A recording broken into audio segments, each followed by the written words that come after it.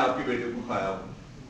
لیکن پنجابی میں کہتے ہیں بدو بدی مولویاں وچ میں دو لیا ہے کہ بھی تسی آؤ تاڑا منہ جڑا نا اسی کالا کر کے چھڑنا, خدا کا خوف کرو, نمازیں یہ پڑھائیں, جنازے تمہارے یہ پڑھائیں, نکاح تمہارے یہ پڑھائیں, تمہارے بچوں کے کان میں اذانیں یہ پڑھے, تمہارے مردوں کو یہ نلائیں, اور ان کو تم یہ بدلہ دیتے ہو اسلام سکھانے کا, نماز پڑھانے کا, جمعہ پڑھانے کا یا اسپیچ دینے کا, تمہیں اسلام کی تعلیم دینے کا. مولویوں کو یہ اجر و ثواب دیا جاتا ہے کہ اس کا منہ کالا کر دیا جائے اور اس کو یہ کہا جائے کہ یہ 14ویں صدی کے مولوی جو ہے یہ وہی یعقوب علیہ السلام والے بھیڑی والی بات ہے کہ جی اگر اس نے کہا تھا اگر میں نے آپ کے بیٹے کو کھایا ہو تو میں 14ویں صدی کے مولویوں میں سے اٹھایا جاؤں گا.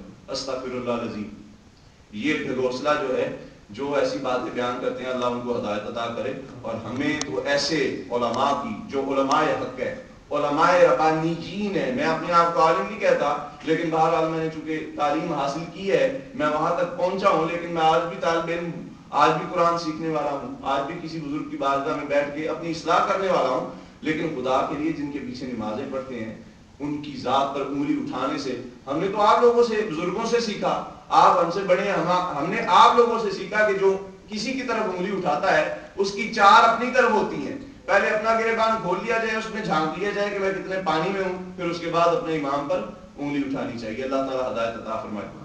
مختصر یہ کہ انہوں نے کنویں میں گرایا, واپس آئے, یعقوب علیہ السلام نے یہ سارا معاملہ اللہ کی عدالت میں چھوڑ دیا, اور اس کے بعد ایک قافلے والے آئے اور 3 دن حضرت یوسف علیہ نبی علیہ السلام اس کنویں میں رہے. اور آپ کا ایک بھائی تھا چھوٹا جو اس شرارت میں انوالو نہیں تھا, اس شرارت میں انوالو نہیں تھا, وہ اس کا نام تھا یہودا.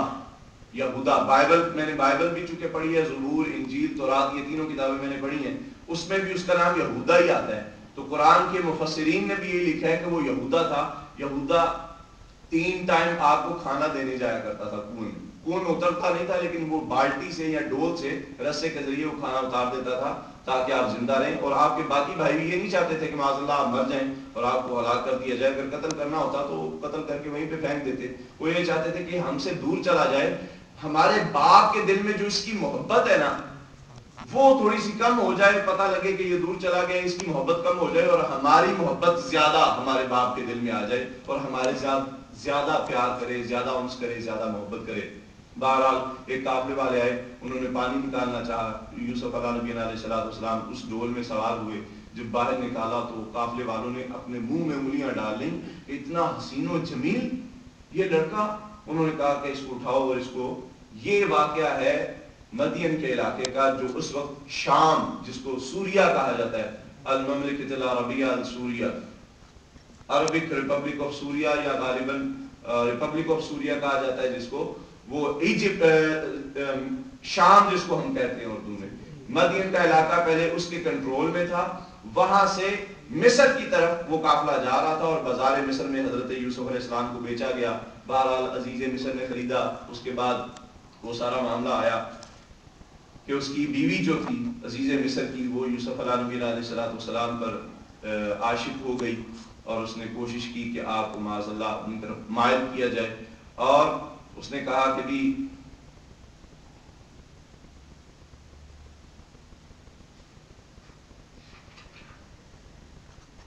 چونکہ واقعہ کافی لمبا ہے تو آج میں نے قرآن سامنے رکھا ہے کہ میں اس میں سے دیکھ کے بتاؤں آپ کو. اس نے کہا کہ تو میرے ساتھ برائی کر. حضرت یوسف علیہ نبی علیہ السلام نے کہا نہیں, میں اتنا وفادار, میں اپنے مالک کا وفادار آدمی ہوں, میں تیرے ساتھ کوئی ایسی حرکت نہیں کروں گا, اور اللہ تعالیٰ مجھے پناہ دے ایسی بے حیائی کی باتوں سے اور بے حیائی کے کاموں سے. اب آپ یقین جانیں یہ ینگسٹر کو میسج ہے, جتنے بھی نوجوان یہاں پہ بیٹھے ہیں جو اسٹوڈنٹس ہیں یہ ان کو میسج ہے. یوسف علیہ السلام کتنے حسین و جمیل, کتنے پاورفل, کتنے ینگ, اور ہر لحاظ سے چونکہ نبی تھے, اللہ کے پیغمبر تھے, ہر لحاظ سے مضبوط تھے وہ. اور عزیز مصر زلیخا جو ہے وہ خوبصورت عورت اور عزیز مصر کی بیوی, یعنی کہ وہ چاہتے, اگر وہ چاہتی تو آپ کو آپ کا دامن دامدار کر دیتی, اور آپ چاہتے تو آپ اس وقت سٹرونگ تھے. اگر آپ نبی نہ ہوتے, آپ عام انسان ہوتے تو شاید آپ اس کے ورغلائے میں آ جاتے, اس کے پھندے میں پھنس جاتے, آپ کو بچایا اللہ کے پروردگار اللہ رب العالمین نے، اور آپ کی نبوت نے اور آپ کی پیغمبریت نے آپ کے دامن کو داغدار ہونے سے بچا لیا۔ آج کے ینگسٹر کو یہ میسج ہے کہ اتنے خوبصورت ہونے کے باوجود اگر ہمارے نبیوں نے اپنے نفوس کی حفاظت کی ہے، اپنے نفس کی حفاظت کی ہے، اپنی جوانی کی حفاظت کی ہے، اپنے خوبصورت جسم کی حفاظت کی ہے، اپنے خوبصورت چہرے کی حفاظت کی ہے، تو پتہ چلا کہ جوانی میں اپنے جذبات کو کنٹرول میں رکھنا یہ انبیاء کا شیوا ہے۔ در جوانی توبہ کر شیوائے پیغمبری۔ بڑھاپے میں تو ہر کوئی توبہ کر لیتا ہے، مزہ تو تب آتا ہے کہ جب سب کچھ پاس ہو اور پھر آدمی اپنے جسم پر اپنے نفس پر کنٹرول حاصل کر کے رکھے۔ اور اللہ رب العالمین کی بارگاہ سے دعا ہے کہ اللہ تعالیٰ ہمیں اور ہمارے ینگسٹر کو اپنے نفوس پر کنٹرول کرنے کی توفیق عطا فرمائے اور اپنی جوانیوں کو بچانے کی توفیق عطا فرمائے۔ پھر انہوں نے زلیخا نے جب برا ارادہ کرنا چاہا حضرت یوسف علیہ نبی علیہ السلام کے ساتھ، تو انہوں نے انکار کر دیا۔ اس نے کہا کہ میں تم پر الزام لگوا کر تمہیں قید میں ڈلوا دوں گی۔ اور اس کے بعد اس کی سہیلیوں نے کہا کہ یہ کون سا نوجوان ہے جس پر تو مر مٹی ہے، اس کا کتنا حسن ہے جس پہ تو مر مٹی ہے اور تو اس کو برائی کی دعوت دیتی ہے۔ جب اس کو بلایا، اپنی سہیلیوں کو زلیخا نے بلایا، تو وہ آئیں اور دیکھا کہ واقعی یوسف علیہ السلام اتنے حسین و جمیل تھے۔ ان کے ہاتھ میں ایک چھری تھی، ایک سیب تھا، انہوں نے سیب کی بجائے اپنی انگلیوں کو کاٹ ڈالا۔ اس نے یوسف کی وجہ سے عزیز مصر کی سہیلیوں کی انگلیاں کٹ گئی، تو جو محمد مصطفیٰ کے حسن کو دیکھے گا اس کا کیا کیا کٹے گا، اس کی گردن بھی کٹ جائے گی اور اس کا جسم اگر جہنم۔ علامہ اقبال رحمۃ اللہ علیہ پتہ کیا کہتے ہیں، یا اللہ اگر تو مجھے عذاب ہی دینا چاہتا ہے نا، میں تیار ہوں، میں ریڈی ہوں ہیل فائر میں جانے کے لیے، لیکن ایک شرط ہے۔ وہ شرط یہ ہے کہ جب تم مجھے جہنم میں ڈالے فوری طور پر میری نگاہوں سے پردے اٹھا دے اور مجھے محبوب کا چہرہ دکھا دے۔ تو چھری ہاتھ میں ہو، یوسف سامنے ہو، انگلیاں کٹ جائیں، ہوش ہی نہیں ہے، تو جسم آگ میں ہو، محمد مصطفیٰ سامنے ہو تو ہوش ہی نہیں ہوگی، وہ جہنم کی آگ اس جسم پر اثر ہی نہیں کرے گی۔ بہرحال اس نے برائی کا ارادہ کرنا چاہا، اس نے بہتان لگایا حضرت یوسف علیہ نبی علیہ السلام کے، اس نے مجھ سے زیادتی کرنا چاہیے، عزیز مصر نے پکڑ لیا اور سزا دینا چاہیے۔ اس کے بعد انہوں نے اپنی پاکی بیان کی کہ میں ایسا ویسا نہیں ہوں، بلکہ تیری بیوی نے یہ چاہا تھا کہ اس طرح کرے۔ اس نے مشورہ کیا، انہوں نے کہا جی فلاں بچے کو لایا جائے، وہ بتائے کہ کیا کون سچا ہے اور کون جھوٹا ہے۔ اللہ تعالیٰ نے اس بچے کو زبان عطا کی۔ اس نے کہا کہ اگر یوسف کی قمیض آگے سے پھٹی ہے تو یوسف جھوٹا ہے، اگر زلیخا کی قمیض آگے سے پھٹی ہے تو زلیخا جھوٹی ہے، لہٰذا ایسا ہی جب چیک کیا گیا تو اس کی قمیض جو ہے وہ داغدار تھی۔ حضرت یوسف علیہ نبی علیہ السلام کو اللہ تعالیٰ نے زنا کی تہمت سے بری قرار دے دیا۔ اس کے بعد آپ کو وقت گزرتا گیا، آپ کو مصر کی بادشاہت عطا کی اللہ رب العالمین جل شانہ نے، اور وہ مدین جو علاقہ تھا، شام کا جو علاقہ تھا، وہاں پر قحط سالی ہوئی۔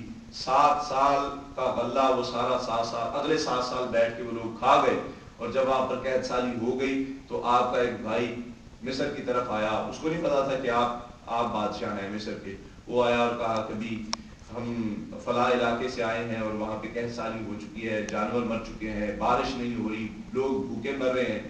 تو حضرت یوسف علیہ نبی علیہ السلام نے اپنے بھائی کو پہچان لیا کہ یہ تو میرا بھائی ہے۔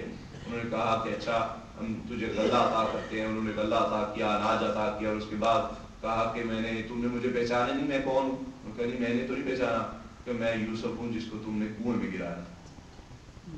پھر بھی یعنی کہ بادشاہ ہونے کے باوجود بھی یوسف علیہ السلام چاہتے تو سارا بدلہ لے سکتے تھے، لیکن بھائیوں سے ان کو اف تک بھی نہیں کہا، اور ان کو اپنے سینے سے لگایا اور اپنا کرتا دے دیا کہ جاؤ یہ کرتا لے جاؤ اور میرے باپ کو دے دینا جو میری راہیں دیکھتا دیکھتا جس کی بینائی چلی گئی، جس کی آنکھوں کا نور چلا گیا۔ حضرت یوسف علیہ السلام کا کرتا لے کے وہ چلے ہی تھے۔ اب مصر کہاں پہ اور مدین شام کا علاقہ کس جگہ پر ہے، کتنا فاصلہ ہے؟ وہ وہاں سے چلے اور حضرت یعقوب علیہ السلام کو اپنے بیٹے کی کرتے کی خوشبو آنے لگی، اور جب پہنچے انہوں نے جب خوشبو سونگھی تو باقی کے بیٹوں کو کہا کہ میں نہ کہتا تھا کہ میرا یوسف اس کو کسی بھیڑیے نے نہیں کھایا بلکہ وہ زندہ ہے، دیکھو مجھے میرے یوسف کی فضا میں خوشبو آ رہی ہے۔ یوسف علیہ السلام کا جب کرتا لے جا کے ان کے بھائیوں نے